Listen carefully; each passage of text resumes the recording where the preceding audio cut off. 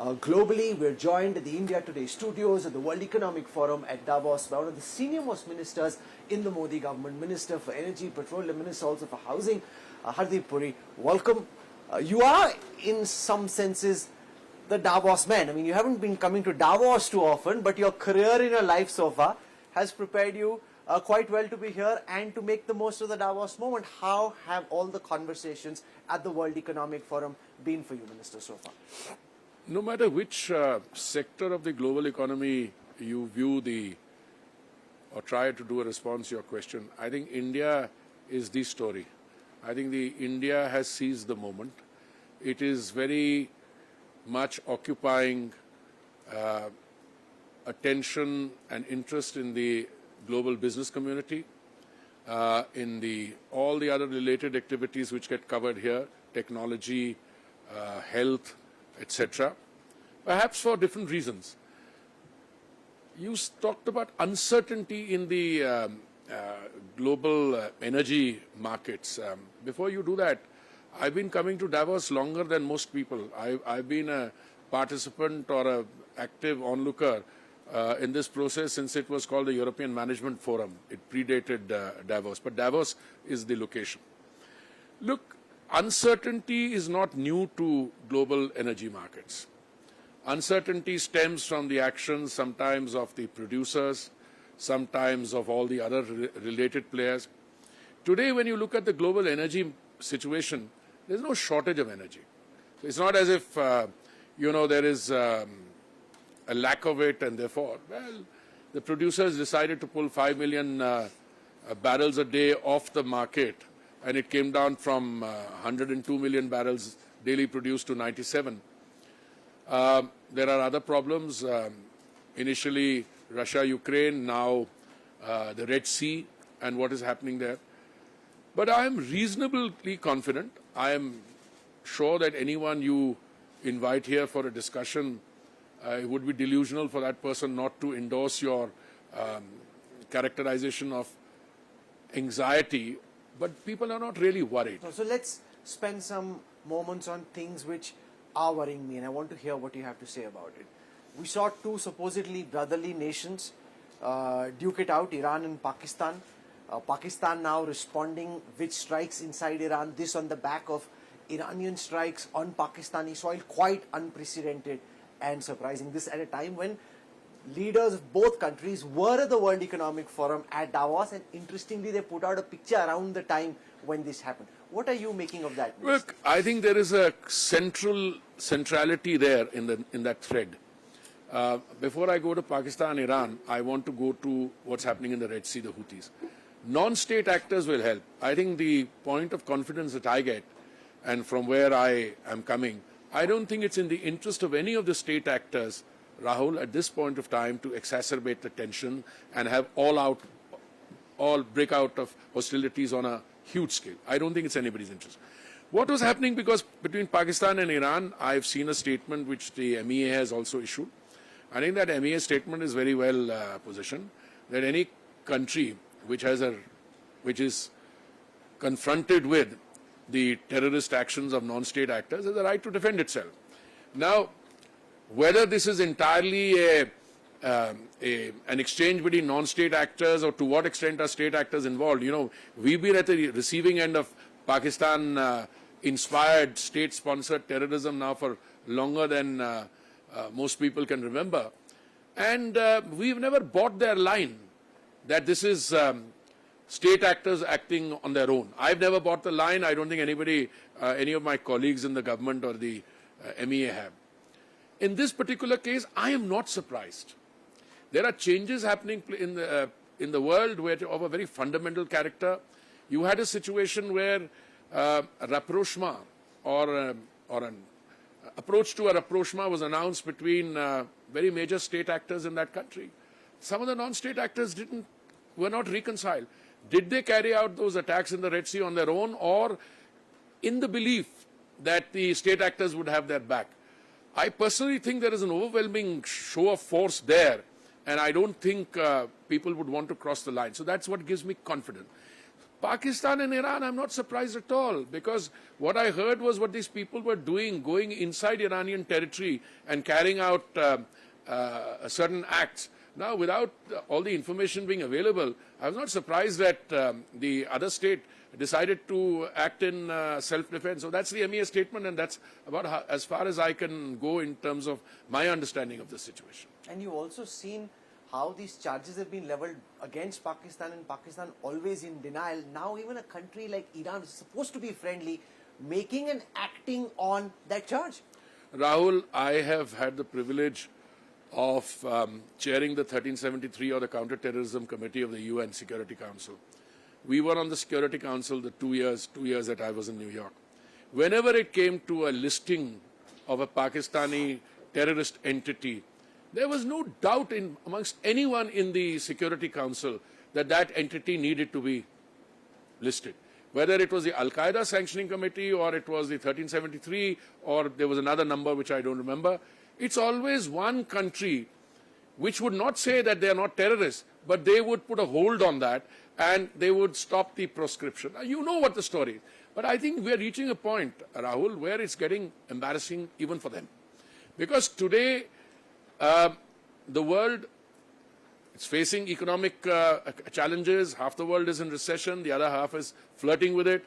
There are points of turbulence. I think everybody wants that in a situation where major elections are going to be held in major countries, and I mean the United States, who ours also, but we are fortunately insulated from this turbulence.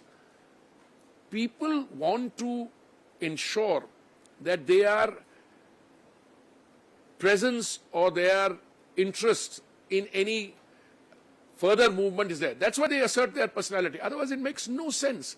I mean, if at all somebody had to do destabilization, then why stop at Hamas? There are outfits there with 20 times more lethality than Hamas available, which could have been used. So I don't buy that. I don't buy it. I think there is inherently state structures want to calm the situation. I want to come to the Houthi situation. The president of the World Economic Forum, Borge Brande, was sitting exactly where you are on the first day of this WEF, and he said that he feared that oil prices could rise at least between $10 to $20 on the back of what we are seeing. Now, how do you think, Minister, as somebody with the diplomatic perspective and as energy minister, given that there is this desire that you need to do more, it's a very small militia, of course, but there's a desire you need to smoke them out, do more, and the consequences potentially of escalation? I don't subscribe to the potential escalation theory, for a variety of reasons. Today, prices. You think it won't escalate? It won't escalate. 17. I'm not deliberately trying to calm the sentiment. Look, today prices are at 78, 79, partly because of this. All the production cuts that they tried, taking 5 million barrels off the table, doing all that. Today, what's happening on oil prices are 2, 3 very simple things. Many years ago, one car in 25 used to be an electric vehicle. Today, Rahul, one car in 5 is an electric vehicle. Okay? Today, biofuels have taken off as nowhere. I think one of the most significant, not as tom-tommed as some of the other discussion, was the biofuels roundtable here. There are people seriously talking now about sustainable aviation fuel. I mean, people setting up major investments so that ethanol can be used for sustainable aviation fuel, scaling up biofuel production, enlarging the scale, all these things. Yes, there is always a danger of the non-state actor threat, which you say. The non-state actor also has to put on its thinking cap. If they do that, they've had 25% of their, ground situation knocked off. I mean, there won't be any hesitation, and no one is going to come to their defense. I don't think this is because today. But you are ascribing rationality to. No, I'm not. I think even amongst destabilizers, there is a cost and benefit. So I believe the gentleman you named is an old friend of mine from before his World Economic Forum days, from my days when he was Foreign Minister of Norway and earlier. Yes, I think it's good for statesmen to talk about the threat and how oil prices could go up. But I was with the president of the International Energy Association, and both he and I agreed that yes, there is a cause for tension, but it doesn't lead to worry. And I think, to use a pun, we'll navigate around it. Navigating a long navigation. Yeah. Now, there was this story which came out which you denied about the prospects of oil prices coming down in the build-up to the elections. Now, what are you making of the prospects that India is heading into elections and that there could potentially be a reduction? No, first of all, I have never subscribed to the theory that an election is a coefficient which determines the price of petrol, because if that were the case, all 5 years, till we get the one country, one vote, we will go on having elections all the time.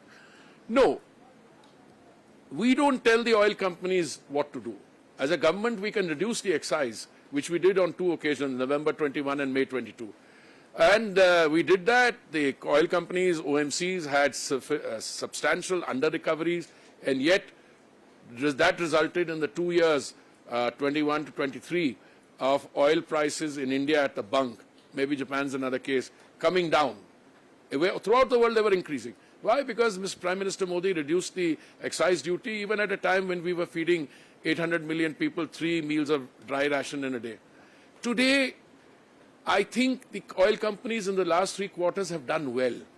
Their 4th quarter results will be available. So this speculation which is coming is based on that. But on the other hand, if you are talking about uncertainty and oil prices going up at $10, $20, then you're clearly, that is something that would be taken into account. But I'm a person who's cautious in these things. Going forward, if this Red Sea and other things are turning, and if the 4th quarter is also good next year, then maybe the oil companies can think of a situation where I think they're still having under-recoveries in diesel. Lastly, as far as the buzz around the India story is concerned, there has been some talk of how Davos has become India was with the number of India lounges at the pavilion. In all the conversations that you've been a part of, what is it that you think the world is looking out to India for, and what is it that India needs to be wary of? Look, I don't think we need to be wary of anything, and people don't come to Davos for altruism or philanthropy. They come to here to network, to meet people, and to get business opportunity. They see a great business opportunity, and I think they see an Indian trajectory which is social inclusion, financial inclusion, use of technology, very fast-growing economy, over 7.2% last 3 quarters, and the great potential of what it would be going forward. How many people with purchasing power, how soon will you become the 4th largest economy, the 3rd largest economy there? I think that is what people are betting on, and that is what is resonating here. Well, you have a packed schedule, and there's some ministers, I'm told, who are waiting for you, and some top CEOs as well, so I won't hold you any longer. Thank you, Rahul. Thank you very much. Thank you. Thank you, sir. Thank you.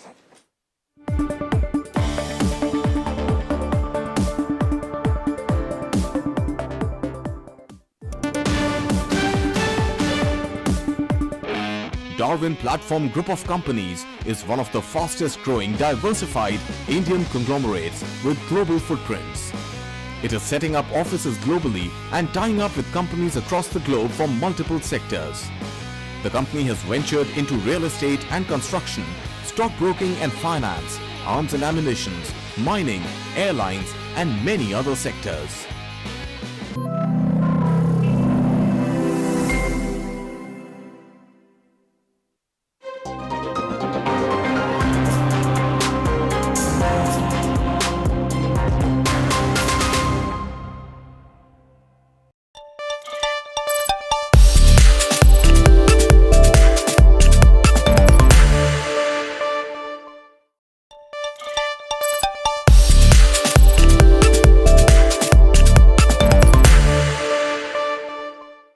Hello and welcome to Kickstart Business Today and India Today Television's coverage of the 54th annual meeting of the World Economic Forum at Davos. I'm joined by the person who's running the show over here. Borge Brande joins us